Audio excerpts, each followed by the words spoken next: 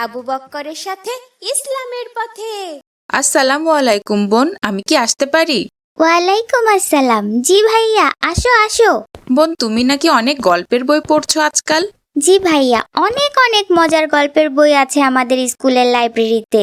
বই পড়া তো খুবই ভালো অভ্যাস। তা কি কি বই পড়লে বোন? অনেক অনেক বই পড়েছি ভাইয়া। আলাদিনের গল্পের সবগুলো সিরিজ পড়ে ফেলেছি। কি যে দারুণ গল্পগুলো। আলাদিনটা আবার কে? এটা কেমন গল্প? তুমি শুনবে ভাইয়া আলাদিনের গল্প? ঠিক আছে, শোনাও তো। প্রাচীনকালে আরব্য একটা লোক ছিলেন আলাদিন। সেই আলাদিনের ছিল একটা জাদুর প্রদীপ। আলাদিন যখন জাদুর প্রদীপ ঘষা দিতেন, তখন সেই প্রদীপ থেকে মস্ত বড় একটা জিন বের হয়ে আসতো। সেই জিনকে দিয়ে আলাদিন সব কঠিন কঠিন কাজ করাতো। জিনকে আলাদিন যা বলতো সেটাই শুনতো। দারুণ না আমার গল্পটা? হুকুমের গোলাম, আমার চাকর জিন, আমাকে এক্ষুনি এক গামলা ফল এনে দে। আমি ফল খেতে চাই। আমি আপনার হুকুমের গোলাম। এই নিন মালিক আপনার ফল। এই শুনতো। দারুণ না গল্পটা? আবার আলাদিনের একটা জাদুর পাটিও ছিল। তাই? জাদুর পাটি দিয়ে কি হতো? জাদুর পাটি দিয়ে আলাদিন দেশ বিদেশ ঘুরে বেড়াতো। ওই পাটির উপরে উঠে আলাদিন যেখানে নিয়ে যেতে বলতো, পাটি সেখানেই নিয়ে যেত আলাদিনকে। ইস, আমার যদি এরকম একটা জাদুর পাটি থাকতো। এগুলো তো সব রূপকথার গল্প। এসব অবাস্তব রূপকথার গল্প না পড়ে বেশি বেশি ইসলামিক বই পড়া উচিত বোন। কেন? এগুলো পড়লে কি ক্ষতি? এই যে তুমি এইসব গল্প পড়তে পড়তে নামাজের কথাই ভুলে যাচ্ছ। ফুপুর কাছে শুনলাম তুমি নাকি ঠিকঠাক নামাজ আদায় করছো না। এসব রূপকথার বই পড়ে অবাস্তব চিন্তা করছো শুধু। ইসলামিক বই পড়লে ইসলাম নিয়ে চিন্তা করতে, তাহলে আর তোমার নামাজ কাজা হতো না বোন। তোদের ভাই বোনদের গল্প শেষ হলো, এবার খেতে আসো। ভাইয়া চলো খাবার খেয়ে নেই। ফাতিমা, এই ফাতিমা, উঠে পড়ো। ফজরের আজান হচ্ছে। তোমার জন্য আমি উপহার নিয়ে এসেছি। কে কে আমার ঘরে? আপনি আমার ঘরে ঢুকেছেন কিভাবে? আসসালামু আলাইকুম। আমি ইচ্ছাপূরণ বুড়ো। তুমি আজ দুপুরে ইচ্ছে করেছিলে তোমার যদি একটা জাদুর পাটি থাকতো, আমি তোমার সেই ইচ্ছা পূরণ করতে চাই। কিভাবে? কি বলছেন এসব? এই যে আমার হাতে এটা একটা জাদুর জায়নামাজ। এই জায়নামাজকে তুমি যেটা বলবে সেটাই শুনবে। তুমি এই জায়নামাজে উঠে যেখানে যেতে বলবে, জায়নামাজ তোমাকে জাদুর পাটির মতো সেখানে নিয়ে যাবে। সত্যি সত্যি বলছেন আপনি? তবে একটা শর্ত আছে। আমাকে বলুন কি শর্ত? আমি সব শর্ত মেনেই এই জায়নামাজ নিতে চাই। আমার এই জাদুর জায়নামাজ লাগবেই। এই জায়নামাজে প্রতি ওয়াক্ত নামাজ আদায় করতে হবে। তবে এই জায়নামাজ তোমার কথা শুনবে। কিন্তু কোনো ওয়াক্তের নামাজ আদায় না করে এই জায়নামাজের কাছে কোনো কিছু চাও, তাহলে এই জায়নামাজ সাপ হয়ে তোমাকে খেয়ে ফেলবে। কোথায় গেলেন? কোথায় গেলেন? ফজর নামাজ তো আদায় করেছি। জায়নামাজের কাছে কিছু একটা চেয়ে দেখি তো দেয় কিনা। এই জাদুর জায়নামাজ, আমাকে এক্ষুনি পোলাও রোস্ট দাও। মাশাআল্লাহ মাশাআল্লাহ, কি দারুন। আসসালামু আলাইকুম ভাইয়া। ওয়ালাইকুম আসসালাম। কিছু বলবে বোন? জি ভাইয়া, আমি একটা দারুণ জিনিস পেয়েছি। কি পেয়েছো? আমি একটা জাদুর জায়নামাজ পেয়েছি, একেবারে আলাদিনের জাদুর পাটির মতো।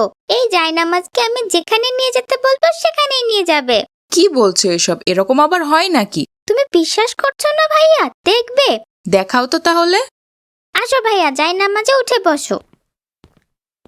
এই জায়নামাজ, আমি হুকুম দিচ্ছি, আমাদের কাবা ঘর নিয়ে যাও এক্ষুনি।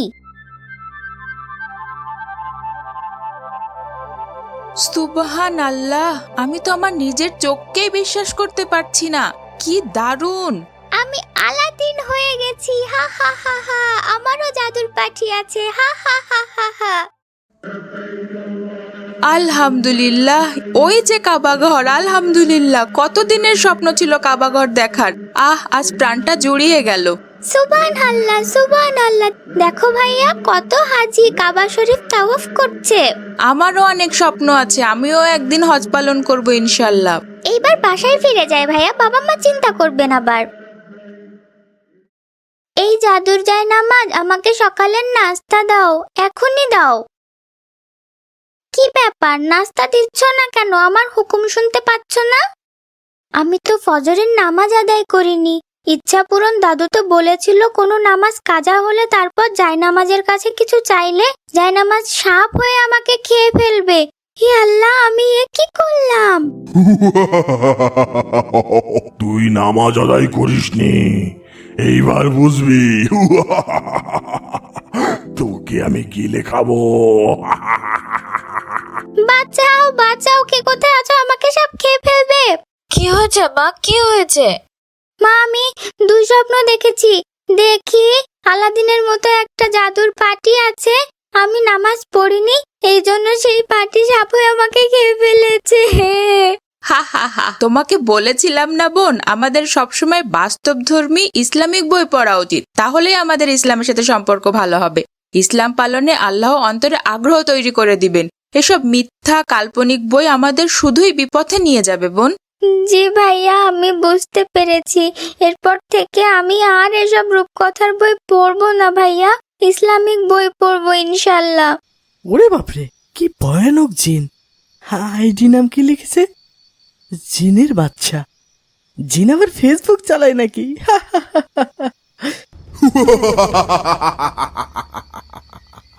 তুই আমাদের নিয়ে মস্করা করিস, জিনের বাদশাকে নিয়ে মস্করা করিস, সাহস তো কম না তোর।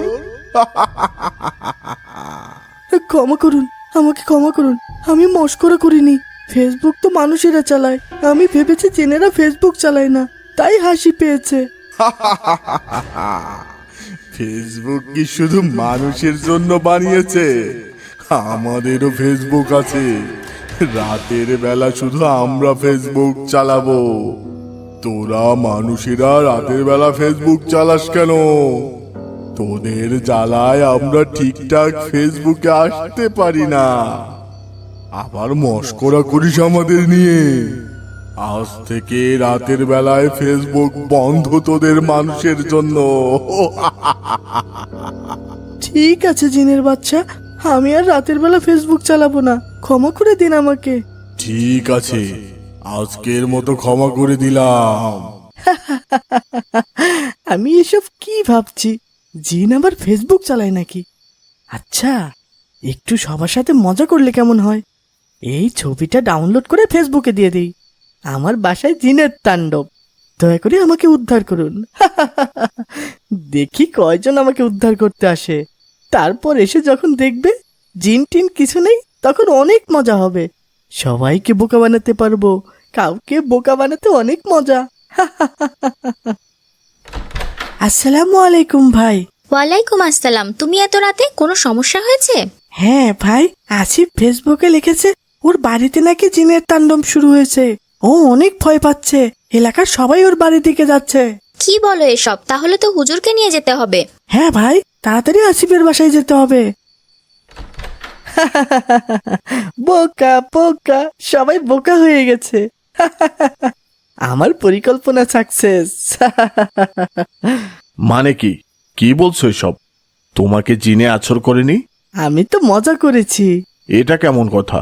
তোমার বিপদ দেখে আমরা সবাই এত রাতে ঘুম ভেঙে ছুটে আসলাম, আর তুমি বলছো মজা করেছো? কাজটা কি ঠিক হয়েছে বাবা? আপনারা এসেছেন কেন? আমি কি জোর করে আপনাদের নিয়ে এসেছি? এটাই তো মজা। ফেসবুকে দেখে এত মানুষ বোকা হবে বুঝতেই পারিনি। এটা মোটেও ঠিক হয়নি বাবা। তুমি আমাদের শুধু শুধু হেনস্থা করলে, এত রাতে এভাবে ধোকা দিলে। ব্যাপারটা অন্যায় করেছো। এখন যে ঘুমিয়ে পড়ুন সবাই, আমার অনেক ঘুম পাচ্ছে। আজ দারুণ একটা ঘুম হবে। ভাই আবু বকর, কত রাতে আসিফ এটা কি করলো? আসিফ যেটা করেছে এটা এক ধরনের ধোকা দেওয়া। ও হয়তো সাময়িক মজা পেয়েছে, কিন্তু ওর কারণে সবাই কষ্ট পেয়েছে, সবাই ধোকা খেয়েছে। আসসালামু আলাইকুম ভাই, কেমন আছো? ওয়ালাইকুম আসসালাম, আলহামদুলিল্লাহ। ভাই চলো মাঠে ফুটবল খেলতে যাই। তোমরা যাও, আমি ফোনেই গেম খেলছি। ফোনে গেম খেললে কি আর আমাদের শারীরিক ব্যায়াম হবে ভাই? যাও তো, ডিস্টার্ব করো না, আমি ফোনেই খেলবো। তুমি আমার সাথে এভাবে কেন কথা বলছো? ধমক কেন দিচ্ছ ভাই? আরে ভাই, দেখছো না আমি গেম খেলছি, ঝামেলা করো কেন? যাও বলছি। ঠিক আছে যাচ্ছি। আসসালামু আলাইকুম। ভাই আসিফ, তুমি এখনো গেম খেলছো? নামাজে যাবে না ভাই? মাগরিবের আজান হচ্ছে তো। তোমরা যাও, খেলার এখন টান টান উত্তেজনা চলছে, এখন নামাজে যাওয়া যাবে না। তুমি গেম খেলার জন্য নামাজ মিস করবে? কি বলছো? নামাজ তো ফরজ ইবাদত ভাই। আরে ভাই, বকর বকর বাদ দিয়ে নিজেরা নামাজে যাচ্ছ না কেন? যাও তো ভাই, আমি গেম খেলা রেখে নামাজে যাব না এখন। ভাই তুমি ভুল করছো, কিন্তু নামাজ বাদ দেওয়া মোটেও উচিত হবে না। আল্লাহ তাআলা নামাজ ত্যাগকারীকে দুনিয়ার জীবনের সব কাজের বরকত থেকে বঞ্চিত করেন। রাসূল সাল্লাল্লাহু আলাইহি ওয়াসাল্লাম বলেন, যে ব্যক্তি ইচ্ছাকৃতভাবে নামাজ ছেড়ে দিল তবে সে কুফরি করলো। ধরু, তোমার বকর বকরের জন্য হেরে গেলাম। বললাম চলে যাও, একটা কথা শুনলে না তুমি। তোমার জন্য সত্যিই আমার আফসোস হচ্ছে ভাই। মোবাইল ফোন পেয়ে তুমি দিন দিন কেমন জানি হয়ে যাচ্ছ। ফরজ নামাজটাও ত্যাগ করছো ভাই, আফসোস লাগে। খুব ভালো লাগছে, আজ স্কুল ছুটি হয়ে গেল, সামার ভ্যাকেশন শুরু। হ্যাঁ ভাই, পুরো 7 দিনের ছুটি। এই ছুটিতে আমি তো আমার মামার বাড়ি চলে যাব, অনেক মজা হবে। মামার বাড়ি মধুর হাড়ি। আমিও ভেবেছি কোথাও ঘুরতে যাব, এতদিনের ছুটি তো আর পাবো না। কি ব্যাপার, আসিফ কোথায়? ও তো প্রতিদিন আমাদের সাথেই বাসায় যায়। সেটাই তো, আজ কোথায় গেল? নিশ্চয়ই ছুটি পেয়ে ওর সব গেম খেলা বন্ধুদের সাথে গেম খেলছে। চলো ওকে ডেকে নিয়ে বাসায় যাই। থাক ভাই, ও আমাকে দেখলে এখন বিরক্ত হয়। খেলা শেষ হলে একা একাই চলে আসবে। তুমি খেয়াল করেছো কিনা জানি না, ও ফোন কেনার পর থেকে আর আমাদের সাথে তেমন মিশতে চায় না। খেলতে ডাকলেও অনেক রাগ করে। হ্যাঁ ভাই, সেটাই। থাক, ওকে বিরক্ত না করি। আসসালামু আলাইকুম খালাম্মা। ওয়ালাইকুম আসসালাম। আসিফ কি তোমাদের বাসায় এসেছে বাবা? গতকাল দুপুরের পর বাড়ি আসেনি আর। কি বলছেন খালাম্মা? আশেপাশে খুঁজে দেখেছেন? হ্যাঁ বাবা, আমি আর ওর বাবা মিলে গতকাল থেকে খুঁজছি, কোথাও পাচ্ছি না ওকে। ভেবেছি স্কুল ছুটি হয়েছে, হয়তো ওর মামার বাড়িতে ঘুরতে গেছে না বলে, কিন্তু ওখানেও কল দিয়ে শুনলাম ও যায়নি। পুরো একটা রাত কেটে গেল, কোথাও পাচ্ছি না আসিফকে। তাহলে কি ও সত্যি সত্যি স্ট্যাটাসটা দিয়েছিল? কিসের স্ট্যাটাস? কি বলছো বাবা? আসলে গতকাল মাগরিবের নামাজ পড়তে যাচ্ছিলাম যখন, তখন। আবু বকর ভাই, আবু বকর দাঁড়াও। আসসালামু আলাইকুম। ওয়ালাইকুম আসসালাম। ভাই, একটা মজার ঘটনা ঘটেছে। কি ঘটনা ভাই? তোমার বন্ধু আসিফ তো আবার ফেসবুকে স্ট্যাটাস দিয়েছে, আবার আমাদেরকে বোকা বানাতে চায়। কেউ আর ওর স্ট্যাটাস বিশ্বাস করছে না, সবাই হাসাহাসি করছে। কি স্ট্যাটাস দিয়েছে?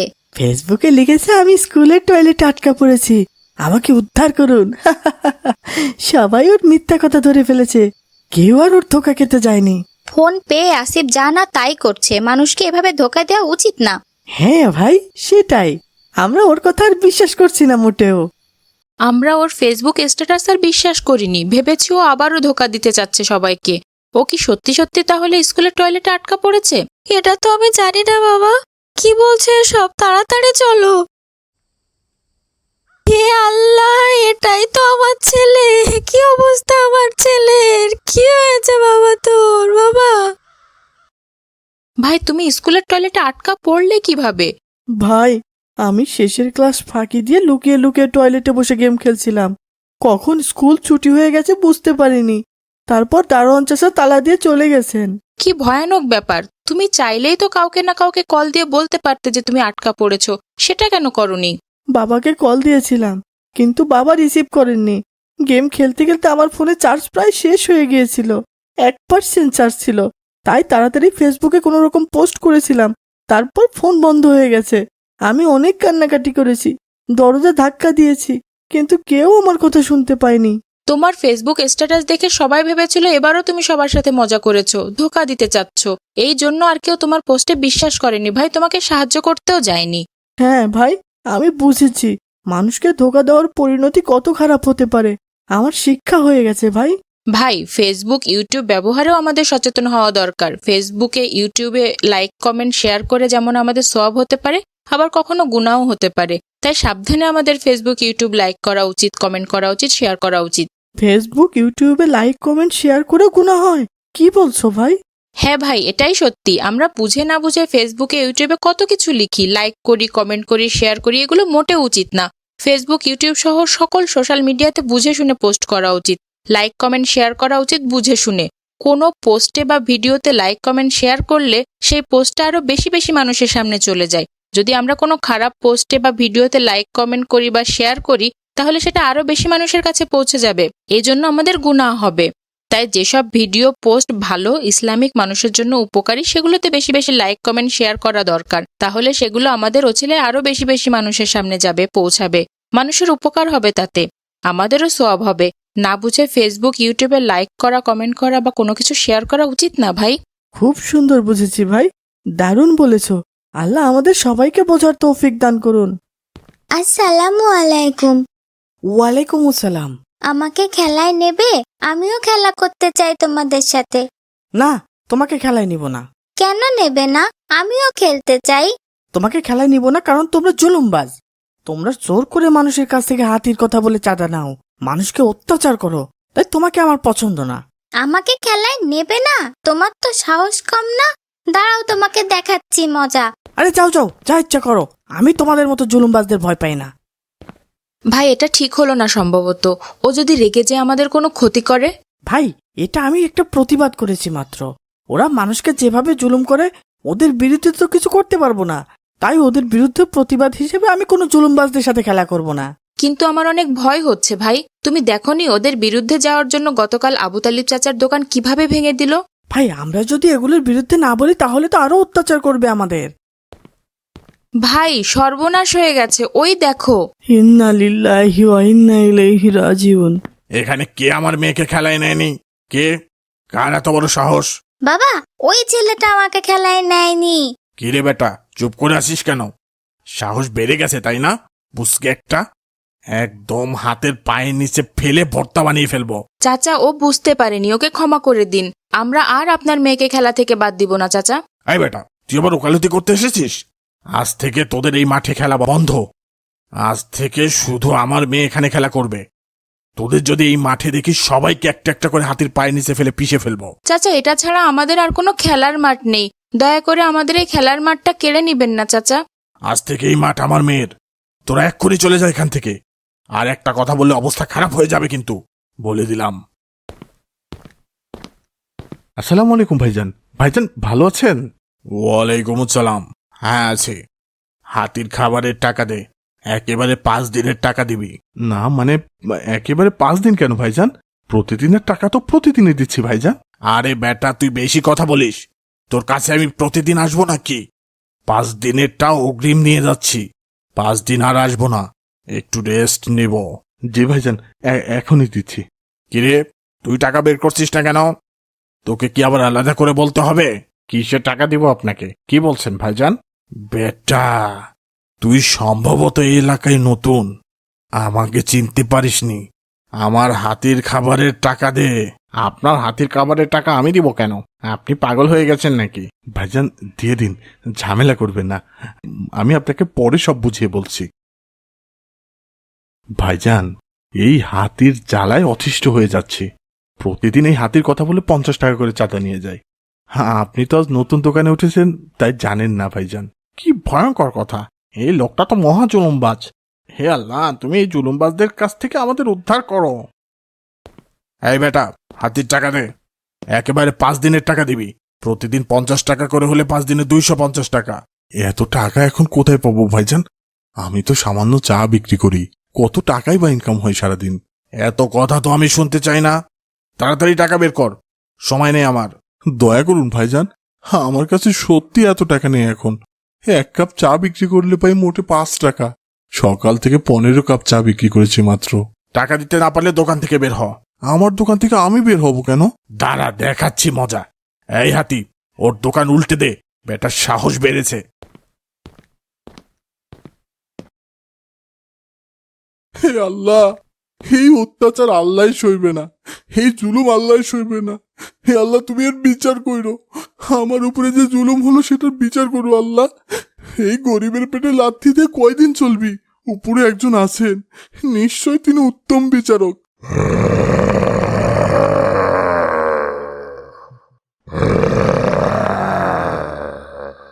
বাবা, টাকা তুলতে যাবে না আজ? হাতির খাবার তো শেষ, খাবারের জন্য শুধু চিৎকার করছে।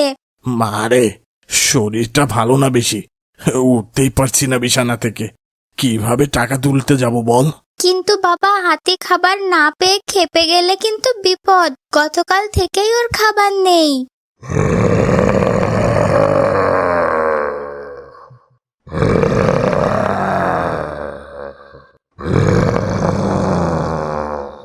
না না, আমি সুস্থ হয়ে গেলেই তোর খাবারের ব্যবস্থা করব, রাগ করিস না। আমরা নিজেরাও তো ঠিকঠাক খাবার খাচ্ছি না। আজ 15 দিন যাবত অসুস্থ হয়ে ঘরে পড়ে আছি, আমাকে ক্ষমা করে দে। ছেড়ে দাও হাতি ভাই, ছেড়ে দাও, আমার বাবাকে ছেড়ে দাও। সুস্থ হয়ে গেলে আমার বাবা তোমার জন্য খাবার নিয়ে আসবে। হাতি ভাই, ছেড়ে দাও আমার বাবাকে। এইবারের মতো ছেড়ে দে, ক্ষমা করে দে। চাচা, চাচা, আমার বাবাকে বাঁচান চাচা, আমাদের হাতি আমার বাবাকে মেরে ফেলে দিচ্ছে। তুমি সেই চাঁদাবাজ জুলুমবাজের মেয়ে না? ঠিক হয়েছে, চাঁদাবাজটা মরলেই বাঁচি। চাচা, আমার বাবাকে বাঁচান, আমাদের হাতি আমার বাবাকে মেরে ফেলবে। বাঁচান আমার বাবাকে। তোমার বাবা তো জুলুমবাজ, চাঁদাবাজ, তার শাস্তি হচ্ছে। আল্লাহ জুলুমকারীকে ছেড়ে দেন না। হে আল্লাহ, আমার বাবাকে তুমি বাঁচাও আল্লাহ। এখন তো আমার বাবাকে কেউ বাঁচাতে আসছে না আল্লাহ। খুব ভালো হয়েছে, বেটা শাস্তি পেয়েছে, জুলুমবাজ একটা। ভাই, আমাদের ওনাকে সাহায্য করা উচিত। কি বলছো ভাই? উনি তো আমাদের সাথেও কত খারাপ ব্যবহার করলেন, আমাদের খেলার মাঠ দখল করে নিয়েছেন। উনি তো এখন বিপদগ্রস্ত। রাসূল সাল্লাল্লাহু আলাইহি সাল্লাম বলেছেন, যে ব্যক্তি কোনো বিপদগ্রস্ত মানুষের বিপদ দূর করবেন, আল্লাহ তাআলা বিচার দিবসে সেই ব্যক্তির কোনো বিপদ দূর করে দেবেন। আর কোনো বান্দা যতক্ষণ তার ভাইয়ের সহযোগিতা করে, আল্লাহ ততক্ষণ তার সহযোগিতা করে থাকেন। চলো তাড়াতাড়ি এখন। বাবা, আল্লাহ তোমাদের নিশ্চয়ই ভালো করবেন। তোমাদের সাথে এত জুলুম করার পরেও তোমরা আমাকে বাঁচাতে এগিয়ে গেলে বাবা। তোমাদের এই উপকার আমি ভুলবো না বাবা। চাচা, আপনার কাছে আমার একটা অনুরোধ আছে। কি অনুরোধ বাবা? দয়া করে আপনি আর চাঁদা নিয়ে মানুষের উপর জুলুম করবেন না চাচা। আল্লাহ বলেছেন, হে আমার বান্দা, নিশ্চয়ই আমি আমার উপর জুলুম হারাম করে দিয়েছি, অতএব তোমাদের উপরেও তা হারাম। সুতরাং তোমরা পরস্পর জুলুম করো না, জুলুমের পরিণতি হবে জাহান্নাম।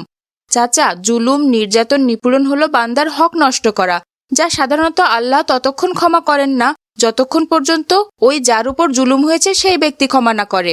বাবা, আমি সুস্থ হয়ে গেলে যাদের উপরে জুলুম করেছি তাদের কাছে ক্ষমা চেয়ে নিব। আমি আর কখনো চাঁদাবাজি করব না, কোনোভাবেই কারোর উপরে জুলুম করব না বাবা। হে আল্লাহ, তুমি আমাকে ক্ষমা করে দাও।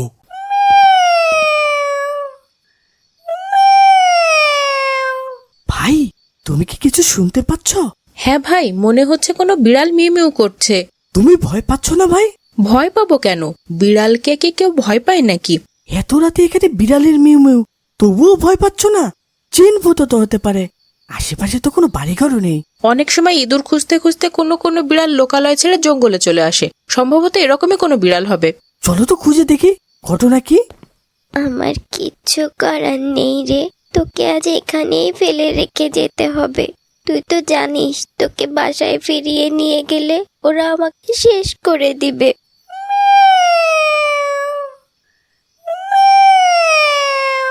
আর কান্না করিস না, ওই বাড়িতে একমাত্র তুই ছিলি আমার সবচেয়ে আপন, অথচ দেখ, স্বার্থপরের মতো তোকে এখানে ফেলে দিতে হচ্ছে। আসসালামু আলাইকুম বোন। ওয়ালাইকুম আসসালাম। বোন, তুমি বিড়ালটাকে এভাবে ফেলে দিচ্ছ কেন? এটাই আমার ভাগ্য ভাইয়া, ওকে আমার কাছে রাখলে যে আমি আর বাড়িতে থাকতে পারবো না, ওকে ওরা পিটিয়ে মেরে ফেলবে। ওরা কারা? কাদের কথা বলছো বোন? আমার মা। তোমার মা কেন তোমাকে মারবে?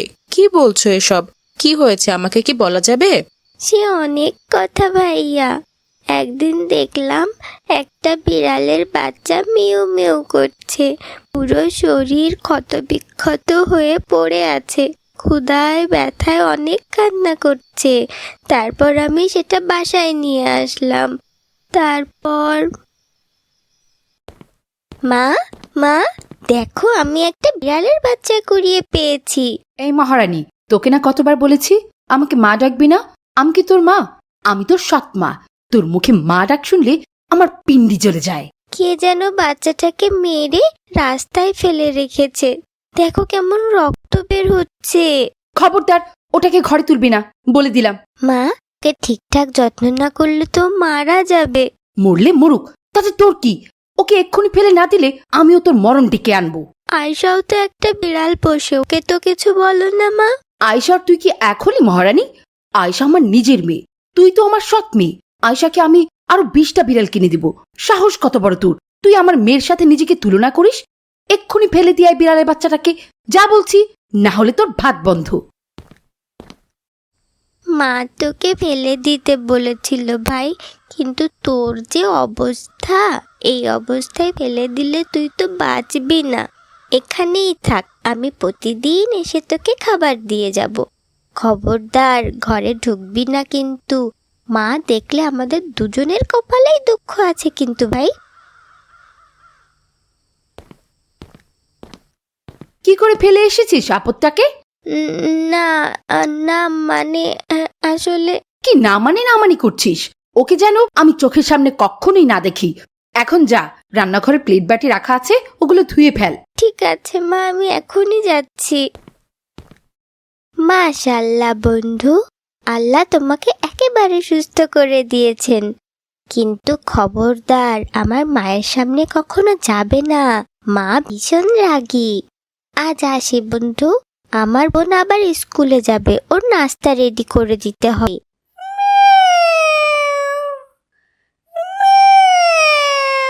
তোর কথা কিছু বুঝি না রে। তোর মনেও কি আমার মতো কষ্ট? জানিস, আমার অনেক কষ্ট। থাক থাক, দেরি হয়ে যাচ্ছে। এই পোড়ামুখী, কোথায় গিয়েছিলি? আমার মেয়েটা তোর জন্য আজ টিফিন না পেয়ে স্কুলে চলে গেল। ভুল হয়ে গেছে, এরপর আর এমন হবে না। হতভাগা একটা, জন্মের সময় মাকে খেয়েছে, এখন আমাদের জ্বালিয়ে পুড়িয়ে মারছে। মরতে পারিস না? সত্যি আর এমন ভুল হবে না মা, তুমি আমাকে মাফ করে দাও মা।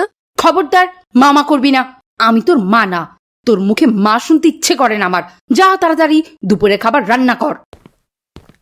বিড়াল তো ভাজা মাছ খেতে অনেক পছন্দ করে, নিশ্চয়ই অনেক খুশি হবে। বিড়াল বন্ধু, এই দেখো তোমার জন্য ভাজা মাছ এনেছি, বের হও বন্ধু। তোর বিড়াল বন্ধু আর বের হবে না পোড়ামুখী, পেছনে তাকা একবার। হে আল্লাহ, আমার বিড়াল বন্ধুর এ কি অবস্থা! তোকে আমি বলেছিলাম না বিড়ালকে ফেলে দিয়ে আয়? তুই লুকিয়ে লুকিয়ে আমার বাসার খাবার খাওয়াচ্ছিস আর বড় বড় কথা বলছিস। কত বড় সাহস তোর! মা, ওকে ছেড়ে দাও মা, ছেড়ে দাও, দয়া করে ছেড়ে দাও ওকে, আর এভাবে কষ্ট দিও না মা। ও আজ আয়েশা বিড়ালের খাবার চুরি করে খেয়েছে।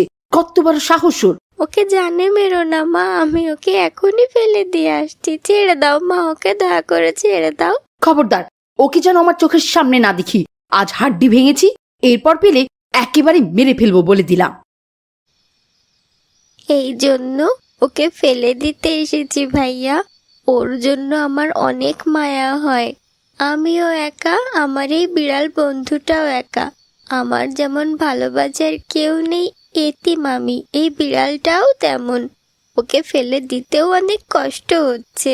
আল্লাহর সৃষ্টি হিসেবে পশু পাখিকে অহেতুক কষ্ট দেওয়া, হত্যা করা গুনাহের কাজ বোন। রাসূল সাল্লাল্লাহু আলাইহি সাল্লাম বলেন, আল্লাহর অভিশাপ সেই ব্যক্তির ওপর যে অকারণে পশুর অঙ্গহানি ঘটায়। পশু পাখির প্রতি দয়া প্রদর্শন ও ইবাদতেরই অন্তর্ভুক্ত। রাসূল সাল্লাল্লাহু আলাইহি সাল্লাম বলেন, যে কোনো প্রাণীর ওপর দয়া করার মধ্যেও রয়েছে প্রভূত সওয়াব। তুমি যেভাবে ওর উপর দয়া দেখাচ্ছ, আল্লাহ নিশ্চয় তোমাকে উত্তম প্রতিদান দেবেন বোন। ভাইয়া, অনেক ভয় হচ্ছে, এভাবে ফেলে রেখে গেলে যদি ও মারা যায়। তুমি যদি চাও ওকে আমার কাছে দত্তক রাখতে পারো, আমি বাসায় নিয়ে যত্ন নিব। তোমার এই বিড়াল বন্ধুকে কখনো দেখার ইচ্ছে হলে আমার বাসায় এসে দেখে যাবে। তাহলে তো খুব ভালো হয়, আমি নিশ্চিন্ত হয়ে বাড়ি যেতে পারি। আপনার যে অসুখ হয়েছে সেটা কিছুটা জটিল অসুখ। এটার জন্য সেবা যত্নটা বেশি গুরুত্বপূর্ণ। তবে মনে রাখবেন, যে সেবা যত্ন করবে সে নিজেও এই রোগে আক্রান্ত হতে পারে। এটা একটা ছোঁয়াচে রোগ। এমন হতে পারে আপনি হয়তো সুস্থ হয়ে যাবেন, কিন্তু আপনার যে সেবা যত্ন করবে সে এই রোগে আক্রান্ত হয়ে মারাও যেতে পারে। সাবধান। মা, সাবধানে থেকো, আমি ফুপুর বাড়ি চলে যাচ্ছি। আমি এত অসুস্থ আর তুই আমাকে ফেলে রেখে যাচ্ছিস? তোমার সাথে থেকে কি আমি মরবো নাকি? এত ছোট বয়সে আমার মরার শখ নেই। মা, যাসনি, এত আদর করে তোকে বড় করলাম মা, সেই তুই আমার বিপদে পাশে দাঁড়ালি না। আসসালামু আলাইকুম মা। হে আল্লাহ, এখন আমাকে কে দেখবে? আমার নিজের রক্তের মেয়ের কাছেও এখন আমি ভয় হয়ে গেছি আল্লাহ। আমাকে ভয়ে ফেলে রেখে পালিয়ে গেল আল্লাহ। এখন কে আমাকে সেবা করবে আল্লাহ? আমি সেবা করব মা, আমি তোমাকে সুস্থ করে তুলবো। মরণের ভয় নেই তোর, আমার জন্য কিন্তু তুইও মারা যেতে পারিস মা। তুমি তো আমার মা, মায়ের জন্য আমি মরতেও রাজি আছি। জন্মের পর নিজের মাকে তো চোখে দেখিনি, তোমাকেই মা ডেকেছি। আমি কি আমার মায়ের কোনো কষ্ট হতে দিতে পারি মা? হে আল্লাহ, এইটাই বুঝি নিয়তি। নিজের রক্তের মেয়ে আমাকে ফেলে রেখে গেল, অথচ এতদিন আমি যাকে কষ্ট দিলাম, যার মা ডাকে বিরক্ত হলাম, সেই মেয়ে আমার জীবন বাঁচাতে এগিয়ে এলো। মা, তোমার কাছে আমি কিচ্ছু চাই না, শুধু তোমাকে মা বলে ডাকতে চাই। এই অধিকারটুকু দিও মা, দেখবে আমি তোমাকে সুস্থ করে তুলবো ইনশাল্লাহ। যাকে আমি মা ডেকেছি, আল্লাহ চাইলে তাকে আমি হারাতে দিব না মা। আসসালামু আলাইকুম ভাইয়া, কেমন আছেন?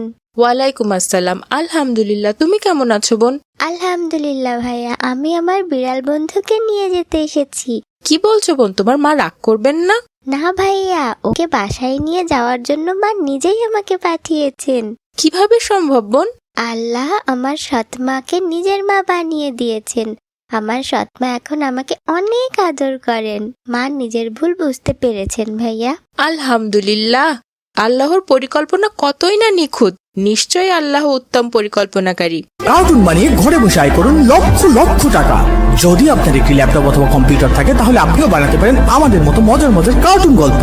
আমাদের রয়েছে cartoon making zoom live course. এই কোর্সটির মাধ্যমে বানাতে পারেন ইসলামিক গল্প, রূপকথার গল্প, ভূতের গল্প, টুনটুনের গল্প সহ সব ধরনের কার্টুন গল্প।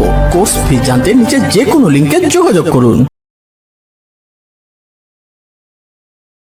মজার মজার সব ইসলামিক কার্টুন পেতে আমাদের চ্যানেলটি এখনই সাবস্ক্রাইব করুন আর পাশে থাকা বেল আইকনটি প্রেস করুন।